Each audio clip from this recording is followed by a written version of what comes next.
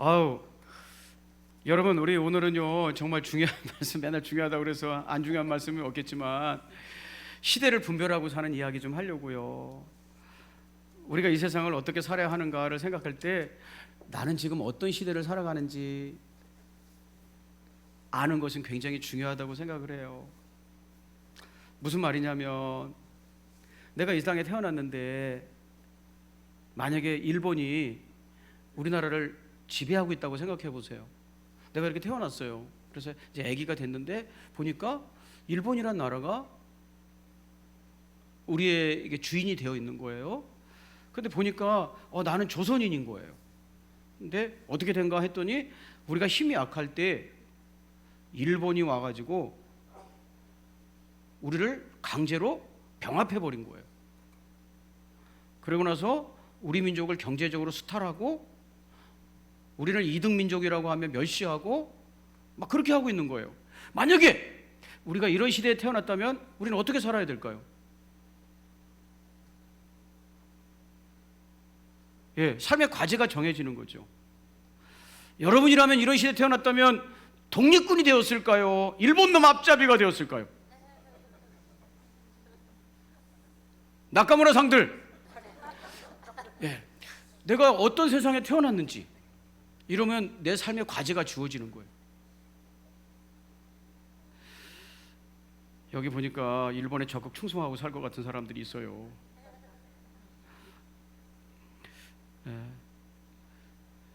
우리 예수님도요, 네가 지금 어떤 시대에 태어나서 살고 있는지를 알아야 된다고 말씀하셨어요. 여러분, 마태복음 16장 3절 읽어볼까요?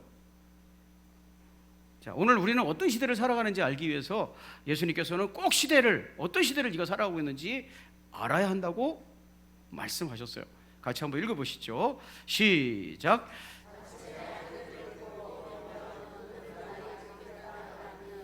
너희가 날씨는 분별할 줄 알면서 시대의 표적은 분별할 수 없느냐 하셨어요. 시대가 좀 이렇게 되는 거는 모르겠느냐, 해 뜨고 지는 거 이런 것만 알겠느냐 하시면서 이건 반어법이잖아요. 알아야 된다는 뜻이잖아요. 시대의 표적, 이 시대가 이런 시대구나를 왜 모르냐, 이런 반문 아니겠어요? 그래서 저는 오늘 시대를 어떻게 아는가, 내가 사는 시대가 어떤 시대인지 어떻게 아는지, 이것을 통해서 우리 서로 은혜를 나누고 하나님이 주신 지혜를 나누기를 원합니다. 우리는 어떤 시대를 지금 살아가고 있는지, 저는 성경이라는 관점에서 우리 성도님들에게 설명을 해보고자 합니다. 왜냐하면 우리는 다 하나님의 사람들이니까. 우리가 사는 시대가 좋은 시대인지, 극복해야 될 나쁜 시대인지, 자, 우리 하나님 말씀을 통해서 함께 확인해 봤으면 좋겠습니다. 창세기 12장 3절 함께 읽겠습니다. 시대를 분별하는 법입니다. 자, 같이 한번 읽으시죠. 시작. 너를 축복하는 자에게는 내가 복을 내리고 너를 저주하는 자에게는 내가 저주하리니 땅의 모든 족속이 너로 말미암아 복을 얻을 것이라 하신지라. 아멘. 여기서 너라고 지칭되는 사람은 아브라함인데, 이 아브라함이라는 사람은 창세기 12장 요 말씀에서 하나님의 말씀을 듣고 부르심을 받는 거예요. 아브라함아, 넌 나 좀 따라오겠냐 하고 부르심을 받는 거예요. 그래서 알겠습니다 하고 하나님 말씀대로 살기로 결단한 사람이었어요. 그러니까 하나님 말씀대로 살겠습니다라고 결단하는 것을 믿음이라고 그러잖아요. 그러니까 아브라함은 이제 믿음의 사람이 되었어요. 세상에서 부르심을 받아 믿음으로 살겠다고 결단하는 장면이에요. 그래서 그 모습을 보고 하나님이 이렇게 말씀하셨어요. 아브라함아, 어떤 사람이 너를 축복하면 그 축복하는 사람이 복이 될 것이고, 너를 저주하는 사람이 있으면 앞으로 그 사람이 네가 저주받는 게 아니라 그 사람이 저주받게 될 것이다, 이런 말씀이거든요. 이 말씀에 나오는 축복과 저주가 무슨 뜻이냐면 먼저 축복부터 살펴볼게요. 아브라함을 놓고 어떤 사람이 너를 축복해, 혹은 너를 저주해 할 때 그 축복과 저주가 무슨 뜻이냐면 시편 134편 1절부터 3절 보라 밤에 여호와의 성전에 서 있는 여호와의 모든 종들아 여호와를 송축하라. 그때 아까 주님이 말씀하신 축복이라는 낱말이 나오는데 바라크예요. 아까 제가 바라크라고 그랬죠. 근데 여기서는 송축이라고 번역을 하고 있어요. 송축하라. 2절 성소를 향하여 너희 손을 들고 여호와를 송축하라. 이것도 바라크예요. 그랬더니 3절에 천지를 지으신 여호와께서 시온에서, 우리 시온 성전이잖아요, 내게 복을 주실 것이다. 바라크해 주실 것이다. 이렇게 써 있어요. 영어로는 똑같이 bless라고 번역을 했는데요, 우리말로는 사람이 하나님을 향해서 이 낱말을 쓰면 하나님을 찬양한다는 거예요. 송축한다는 거예요. 말하자면 칭찬한다는 거예요. 하나님이 잘하십니다. 하나님이 높으십니다. 이렇게 우러르고 칭송하는 거예요. 자, 여기까지 이해가 되시면 아멘. 그러니까 사람이 바라크했다, 하나님을 바라크했다 그러면 하나님을 칭송하고 높여드리고 찬미하는 것이고, 하나님이 사람을 향해서 이 바라크라는 낱말을 쓰면 혜택을 주는 거예요. 혜택. 우리가 생각하는 그 복, 오래 살게 한다든지 건강하게 해주신다든지 우리가 알고 있는 블레싱, 이걸 주시는 거예요. 물질을 주신다든지 사람에게 좋은 혜택을 주시는 걸 말해요.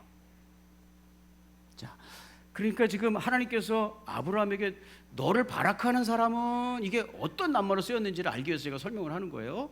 두 번째, 저주라는 낱말은 칼날인데, 칼날, 멸시하다, 가볍게 하다라는 뜻이 있는데 대상의 가치를 낮게 평가하거나 무시하고 경멸하는 태도를 말할 때 저주한다 그래요. 그러니까 하나님께서 아브라함이 지금 믿음의 사람으로 부름 받았잖아요. 그래서 하나님께서 이렇게 말씀하시는 거예요. 너는 이제 복의 사람이 될 것이다. 그래서 네가 사는 모습을 보고 블레싱하는 사람, 그 삶을 인정하고 칭찬해주고 그에게 혜택을 준다는 게 아니에요. 그의 삶을, 아브라함이 살아가는 모습을 보고 칭찬해주고 격려해주고, 야, 네가 사는 삶이 맞다, 이게 블레싱이에요. 그렇게 하는 사람이 있다면 그 사람은 축복받을 사람이고, 아브라함이 이렇게 세상의 복으로서 세상을 살아가는데 아브라함의 사는 모습을 보고 조롱하고 무시하고 경멸하면, 그런 삶의 자세를 가진 사람은 저주받는다.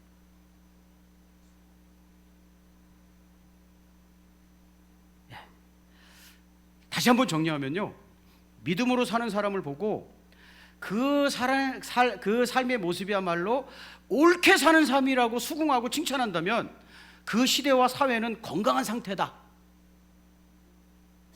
반대로 믿음으로 사는 사람, 바른 믿음으로 살아가려고 몸부림치는 사람을 보고 조롱하고 비웃고 그런 삶을 경멸하고 낮춰보는 시대는 저주받은 시대다, 이런 뜻이에요. 없어질 시대다 라는 뜻이에요. 심판받을 나쁜 시대다 라는 뜻이에요. 이사야서 57장 1절에는 이런 말씀이 있어요. 의인이 망해도 그것을 마음에 드는 자가 없고, 여기서 말하는 의인, 바르게 사는 사람이죠. 거룩하고 깨끗하게 살아보려고 하는 사람이죠. 근데 그런 사람이 시대가 악해가지고 망해. 그런데 사람들이 다 마음에 두지 않아. 경건한 사람이 이 세상을 떠나도 경건한 사람들이 자꾸 죽어가는 거예요. 억울하게. 그 뜻을 깨닫는 사람이 없다. 그러니까 이 시대에 이사야서의 말씀은 뭐냐면 그 시대에 경건하고 의롭게 사는 사람들이 자꾸 없어지는 거예요. 그게 무슨 뜻인지 아니? 라고 하나님이 말씀하시는 거예요. 무슨 뜻이냐면 의인들이 세상을 떠나는 것은 실상은 재앙을 피하여 가는 것이다. 하나님께서 이 나쁜 세상을 심판하시려고 그 의로운 사람들, 야, 너 여기서 그렇게 힘들게 살지 마라. 내가 저놈도 심판할 거니까 너는 먼저 나에게 와라 하고 데려가시는 거래요.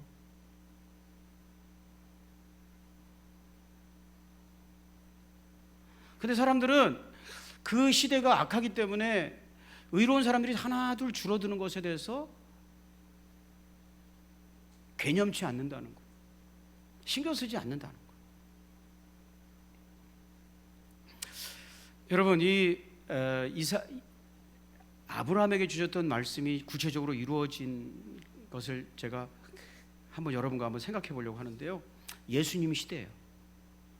예수님이 살았던 시대, 육신의 몸을 입으시고 이 땅에 오셔서 살았던 시대. 여러분, 예수님은 아브라함과는 비교가 되지 않을 만큼 의롭게 이 땅에 사셨다고 믿잖아요. 우리 섬김의 삶을 사셨잖아요. 내 모든 것을 내어주고라도 상대방을 사랑하기 위해서 이 땅에 오셨다고 말씀하셨잖아요. 그러니까 아브라함의 삶을 사는 거죠, 말하자면. 그런 예수님의 삶을 예수님 당시의 사람들은 어떻게 평가했을까요? 아까 창세기 12장 3절의 말씀대로 하면 예수님의 삶을 블레싱했을까요? 아니면 저주했을까요? 아브라함을 축복하는 사람은 내가 축복하고, 아브라함을 저주하는 사람은 그 사람이 저주받을 것이다. 자, 예수님께서 이 땅에 오셔서 의롭게 죄악된 세상을 씻겨드리고 씻어주기를 원하셨고, 치료하기를 원하셨고, 가슴에 품어주기를 원하셨던 그 예수님 당시의 사람들은 예수님의 삶을 어떻게 평가했을까요? 여러분, 마가복음 3장 22절 함께 읽어볼까요? 그 당시의 사람들은 이렇게 했대요. 성도님들 같이 읽어보시죠. 시작. 예루살렘에서 내려온 서기관들은 그가 바알세불이 집혔다 하며 또 귀신의 왕을 힘입어 귀신을 쫓아낸다 하니, 예수님의 일련의 행동들을 귀신 들린 거라고 조롱했어요. 저렇게 이상한 행동을 하는 이유가 뭔지 아냐? 귀신 들려서 그랬대요. 자, 두 번째, 제가 마가복음을 중심으로 우리 성도님들과 함께 살펴보기를 원합니다. 마가복음, 자, 5장 17절입니다. 자, 예수님이 계속 그 시대를 살아가시는 거예요. 계속 병든 자 치료하시고 아픈 사람들 가슴에 품어주시고 이러면서 계속 살아가시는 거예요. 마가복음 5장 17절 시작. 예수께서 떠나시기를 간구하더라. 제발 좀 여기 좀 떠나 주실래요? 이랬대요. 제발 여기 있지 말아 주세요. 아주 싫어했다는 거죠.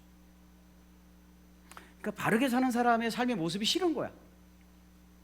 제발 좀 가는 거야. 제발. 그래서 간구했다라는 표현을 썼다는 건 그 사람들이 너무 싫어했다는 거예요. 여러분, 우리 시대는 어떤 시대일까? 마가복음 6장 3절입니다. 예수님 얼마나 상처받았을까요? 그러니까 바르게 살면 사람들이 욕을 해야 됐다는 거예요. 6장 3절 크게 읽을까요? 시작. 예수를 배척한지라. 이 말씀도 마찬가지죠. 그분의 가르침과 섬김의 모습을 거부했다는 거죠. 여러분, 우리 그런 사람도 있잖아요. 누가 좀 열심히 살고 정직하게 살면 아유 잘난 척하네. 이렇게. 예수님의 삶은 배척됐어요. 마가복음 16장 65절 조금만 더 살펴보시죠. 시작. 그에게 침을 뱉으며 그의 얼굴을 가리고 주먹으로 치며 그랬어요. 예수님 재판받는 장면이신데요, 침을 뱉었대요. 우리를 사랑하시는 그 예수님의 얼굴에 침을 뱉었대요. 모욕하는 거잖아요. 그리고 얼굴을 가려놓고 주먹으로 막 때렸대요.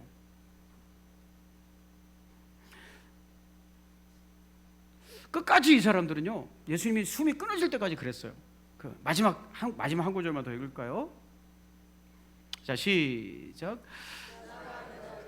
자기 머리를 흔들며 예수를 모욕하여. 여기 지나가는 자들은 십자가 이렇게 예수님 못 박혀 계시고 그 옆을 지나가는 사람들이 손가락질하면서 모욕을 하는 거예요.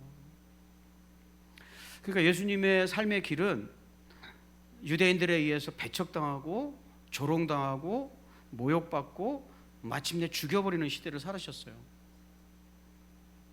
예수님의 삶을 잘못됐다는 거예요. 저주했어요. 그러니까 아브라함에게 주신 약속의 말씀으로 돌아가서 얘기하면 아브라함을 저주하는 사람들처럼 예수의 삶을 저주했다는 거예요. 자, 아까 그랬죠?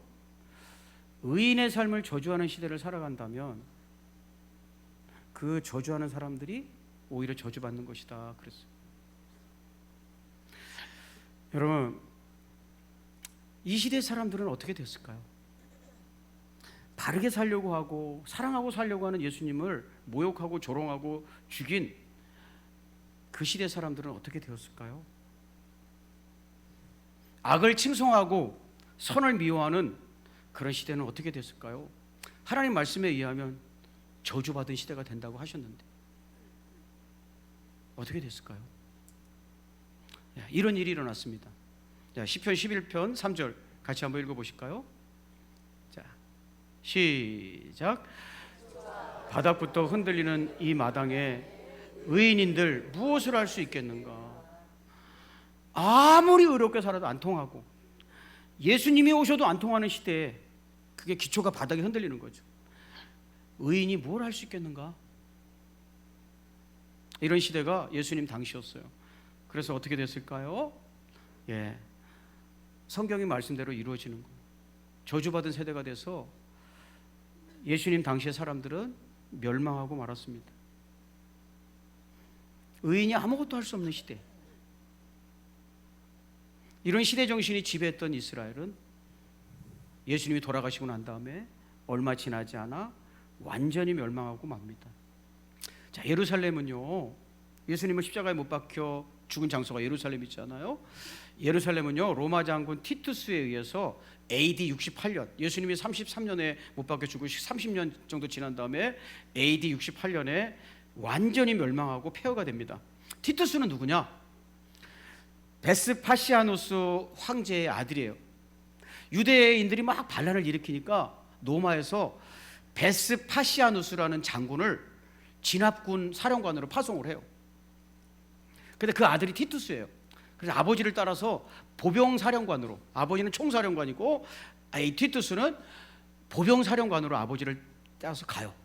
근데 로마에 그 파송돼 가지고 막 유대인들을 정벌 하고 있는 그 순간에 로마에서 막 황제들이 계속 바뀌고, 아시죠? 64년에 네로가 자살하고 막 계속 황제가 바뀌는 일이 벌어져 가지고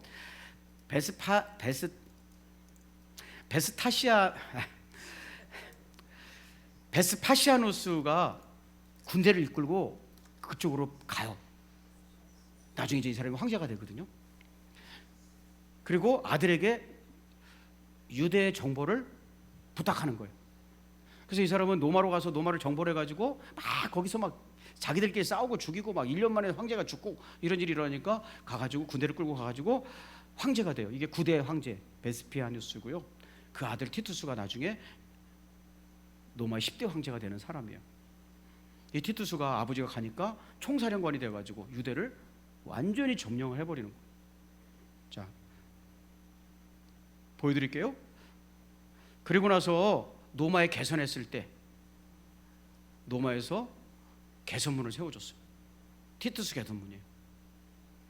티투스 개선. 이 티투스 개선문의 안쪽을 보면 티투스 개선문, 그 다음 사진요. 티투스 개선문의 안쪽을 보면 이런 부조가 새겨져 있어요. 그 문 안쪽에. 이게 예수님 68년에 예루살렘을 멸망시키고 개선해가지고 들어오니까 로마에서 70년에 이걸 세워주거든요. 개선 장군에게. 그런데 그 안에 이런 부조가 새겨져 있어요. 티투스 개선문 안에.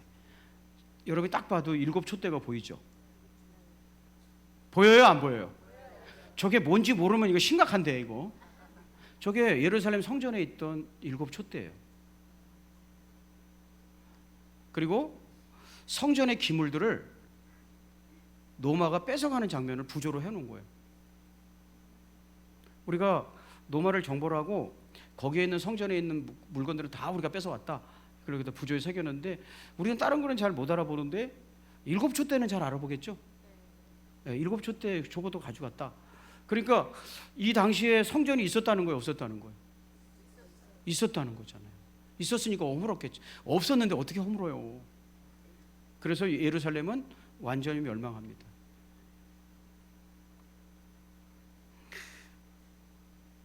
여러분, 의인의 삶을 저주하는 시대, 그런 시대는 더 이상 존속할 수 없다는 거예요. 여러분, 만약에 히틀러가 이 나라에서 정권을 잡은다면 우리는 그 사람에게 저항해야 되는 거예요? 그 사람의 삶을 축복해야 되는 거예요?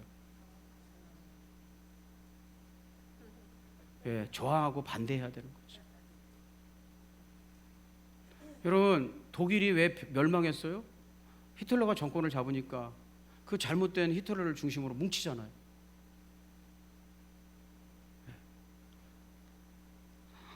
이제 우리 하나님 말씀을 정리하면서 우리 시대는 아브라함의 삶을 축복하는 시대인가요? 저주하는 시대인가요?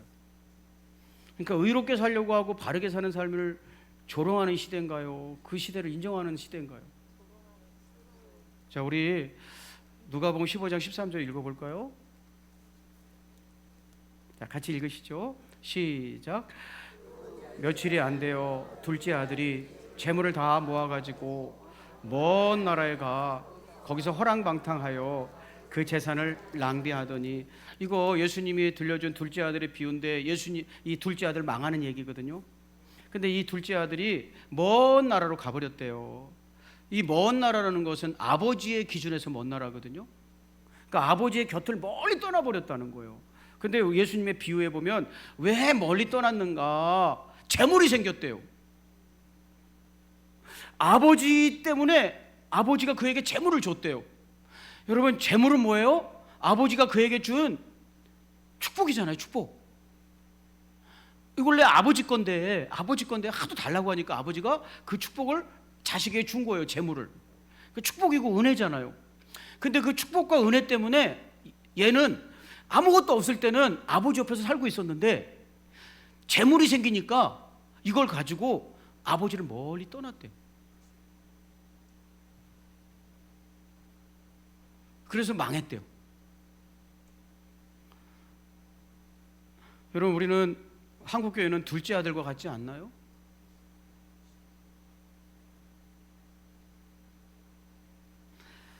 여러분, 우리가 돈 좀 생겼다고 먼 나라를 다니기 시작하지 않았나요? 예배를 소홀히 하고 기도의 자리, 섬기는 자리는 사람들이 오지 않고 그 재물 때문에 하나님을 자꾸 멀리하는 시대, 그리고 그런 삶을 당연하다고 생각하고 문제의식을 가지지 않는다면 믿음의 바른 삶을 저주하는 시대가 아닌가요? 그런 거 다 필요 없다라고 말하는 시대가 아닌가요? 여러분, 한번 대답해 보십시오. 여러분처럼 교회를 섬긴다면 한국교회가 지금 남아있을까요? 한국교회가 존속할 수 있을까요?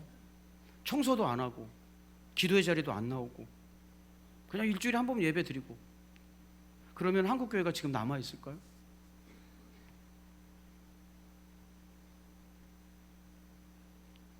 한국교회가 그냥 한국교회는 없어져도 괜찮은 건가요?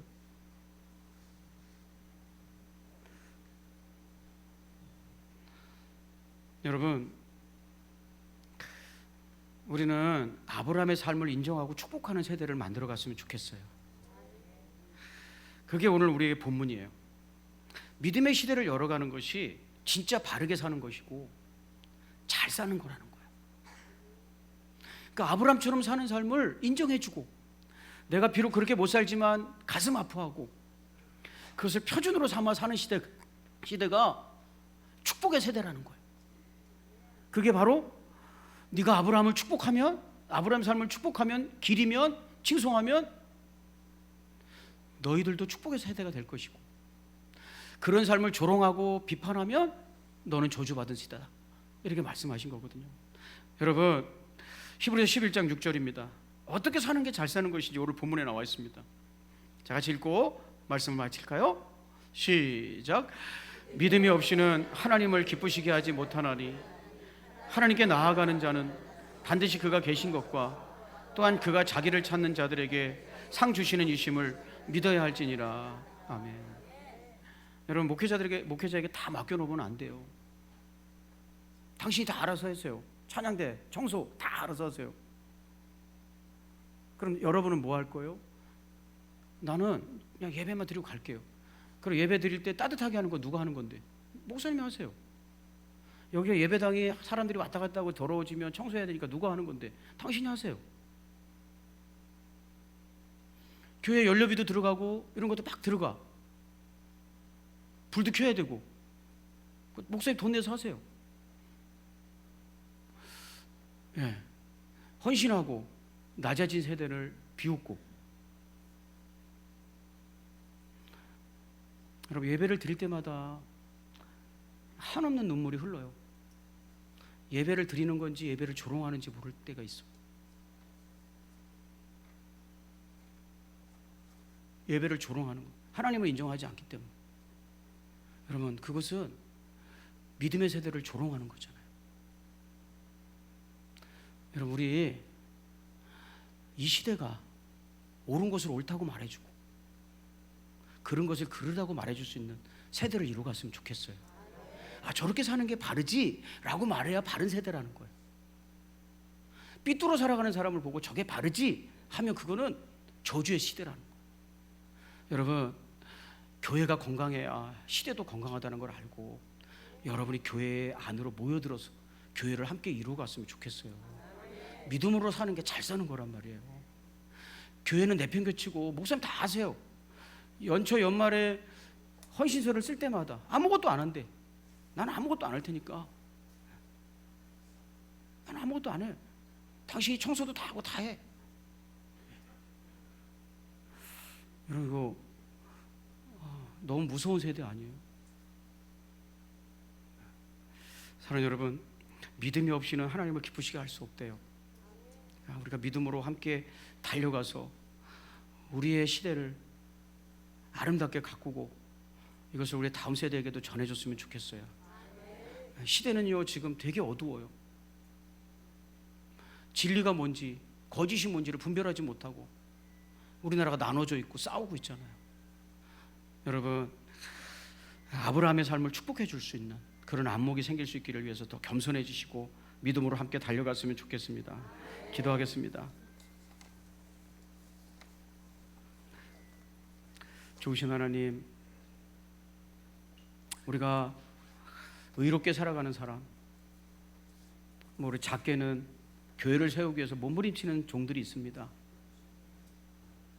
저분은 평신도인데 아침부터 나와서 저렇게 열심히 교회를 섬기는구나 하는 분들이 있는가 하면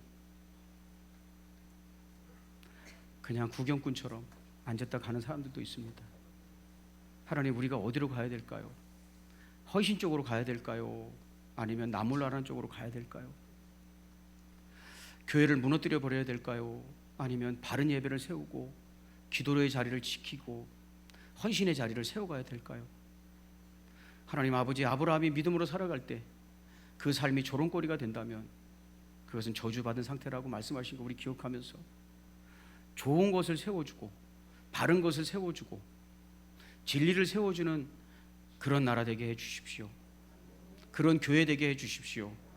때로는 우리가 어리석고 생각하는 것이 둔해서 그렇게 못할지라도 바름이 무엇인지는 알고 살아갈 수 있도록, 올바름이 무엇인지는 알고 살아갈 수 있도록 지지해주고 그것에 인정해주고 축복해주는 세대를 살아갈 수 있도록 하나님 함께하여 주시옵소서. 지금까지 하나님의 은혜로 열심히 살아온 우리 대한민국이 남은 시간도 우리의 다음 세대도 하나님을 영화롭게 하는 아름 세대로 계속 남아있을 수 있도록 꼭 주님의 오른손으로 붙잡아 주시옵소서.